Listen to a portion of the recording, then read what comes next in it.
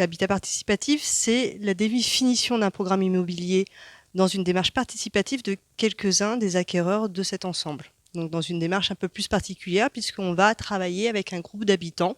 Ici sur Via Silva, c'était 10 foyers, en tout cas on cherche 10 foyers pour nous accompagner dans la conception de leur logement dans un premier temps, mais également de définir et la conception des espaces communs et partagés. On a des programmes qui sont à l'échelle uniquement de 10 foyers et donc ils travaillent uniquement pour leur résidence.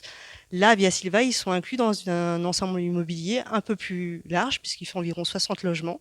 Donc ils vont être amenés en effet à définir des usages et des conceptions d'espaces qui seront partagés avec l'ensemble des 60 foyers demain.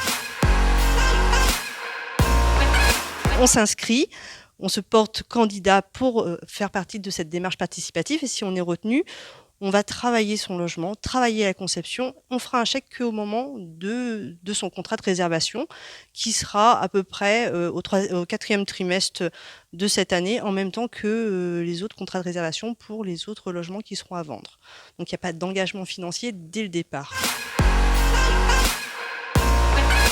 On va travailler sous forme d'ateliers, donc différents types d'ateliers, puisqu'on aura la conception individuelle de son logement. Donc là, ce seront plutôt des rendez-vous personnels avec l'architecte pour concevoir l'intérieur de son logement. Et on aura des ateliers collectifs avec les autres acquéreurs sur les espaces communs, qu'est-ce qu'on en fait, comment on les partage, quels usages et puis quels règlements. On a Habitation Familiale en tant que maître d'ouvrage, donc qui lui est garant du process administratif, constructif et économique.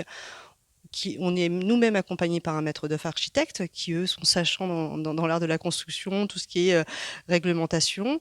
Et on a également l'EPOC qui nous accompagne pour animer. Ce qu'on va mettre en place, c'est la maîtrise d'usage. Nos experts de l'usage, ces habitants qu'on souhaite trouver pour définir ce projet.